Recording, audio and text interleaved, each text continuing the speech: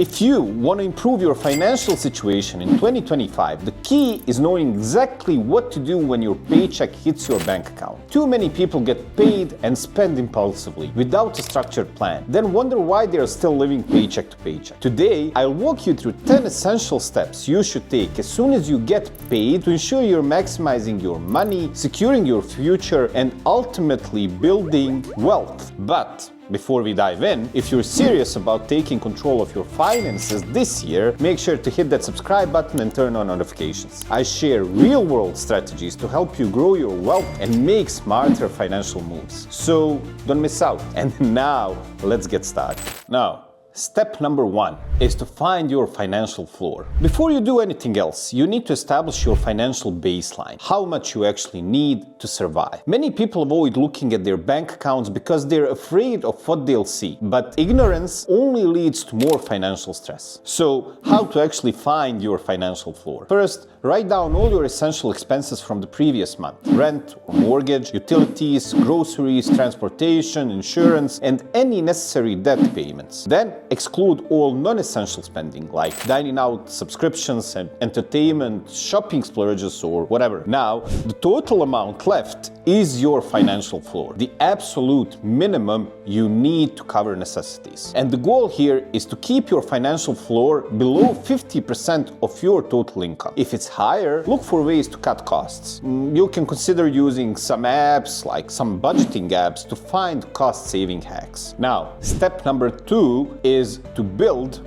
or rebuild your emergency fund. Actually, a study from 2024 found that over 55% Americans couldn't cover a $1,000 emergency expense, which is actually a recipe for disaster, for financial disaster. The truth is, unexpected costs will happen, whether it's car repairs, medical bills, or job loss. So having a financial cushion is actually non-negotiable. So how much should you actually save? Well, your emergency fund should cover at least 6 months of your financial floor. So if your essential cost is, let's say, $3,000 per month, aim to save at least $18,000 as a safety net. Now, there are a couple of places where you can keep your emergency funds, and some of the best are high-yield savings accounts, well, because these offer much better interest rates than regular checking accounts, or even you can have your emergency fund in a separate bank account just to avoid spending that money impulsively and keeping your emergency fund in a different bank than your regular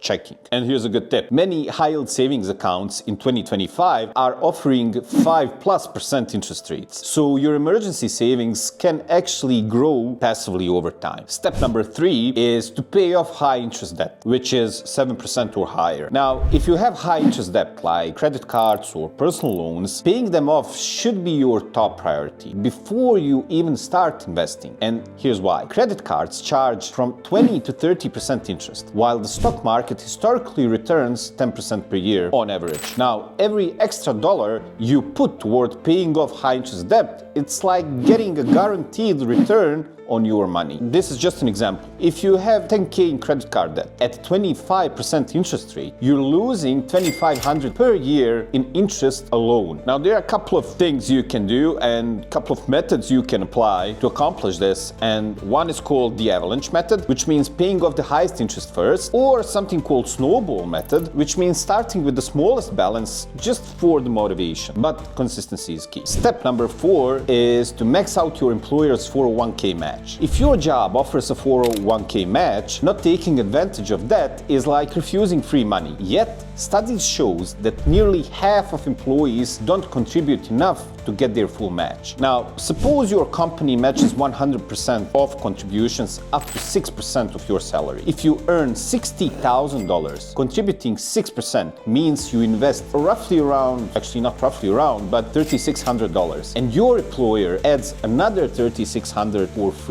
Over 30 years, this match alone, assuming a 10% annual return, could grow to $650,000 even more. And what you should actually do, you should at least contribute enough to get your full employer's match. It's guaranteed 100% return on your money. Now, after securing your 401k match, the next priority is maxing out Roth IRA. One of the best retirement accounts available. And why? Well, you contribute post-tax dollars, but your investments grow tax-free. Meaning, when you retire, you can withdraw everything tax-free, even if your account has grown to millions. Now, there are some limits for 2025. Now, if you're under 50, you can contribute up to $7,000. And if you're over 50 years of age, you get an extra $1,000 catch-up contribution. Now, if you make over $150,000 and you're single, or $236,000 and you're married, you may need to use a backdoor Roth IRA strategy. And if you want to know what it is, drop me a comment below and I will make an entire video about that. Now, once you've maxed out your 401k and Roth IRA, consider other accounts based on your financial goals. For example, HSA, which means health savings accounts.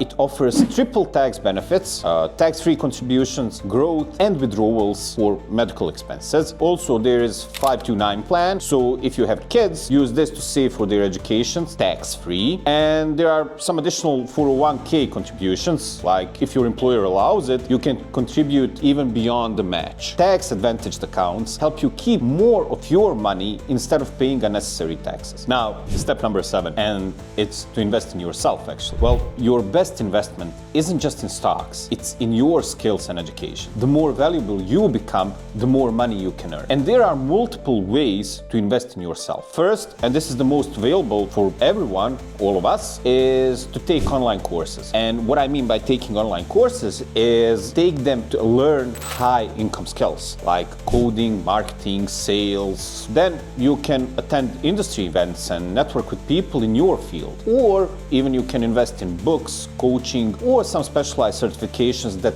can increase your earning potential. For example, a $300 course that helps you land a 10K salary increase is one of the best returns you will ever get. Now, once you've built savings, eliminated high interest debt, and maxed out all tax-advantaged accounts, it's time to start investing for long-term wealth. Now, if you're wondering where to invest, here are some examples. When it comes to investing, there are multiple options. For example, you can invest in S&P 500 index funds, which historically return 10+ % per year. Or if you want some broader diversification beyond the S&P 500, you can check out total market funds like VTI, or even you can check dividend stocks or ETFs, which are great for passive income. Now, for example, if you invest $6,000 per year in the S&P 500, starting at, let's say, age 25, you could have $2.7 million by age 65. Now that you invested in yourself and started growing your money, it's time to focus on clearing low interest debt, like student loans or, I don't know, car loans or whatever. And here's why. If the interest rate is under 6%, investing your money may provide a better return. But if the debt is causing stress, paying it off sooner can bring peace of mind. Step number 10 is to automate everything. Managing your money manually every month can be exhausting. Now, automation ensures you stick to your plan without the mental load. And here's how to automate everything in 3 simple steps. First, direct deposit your paycheck into your checking account. Second, set up automatic transfers to savings, investments, and bill payments. And then use budgeting apps to track spending effortlessly. And why this works? Well, there's something called decision fatigue. And decision fatigue is real. And automating your finances removes willpower from the equation, so your wealth grows on autopilot. But at the end of the day, financial success isn't about making drastic changes overnight. It's about making consistent, smart decisions with your money. Now, by following these steps every time you get paid, you'll build a strong financial foundation, reduce stress, and set yourself up for long-term wealth. Start implementing these strategies today, and your future self will thank you 100%. Now, if you found this guide helpful, make sure to subscribe for more practical tips on money, investing, and financial freedom. See you in the next one. Take care and bye.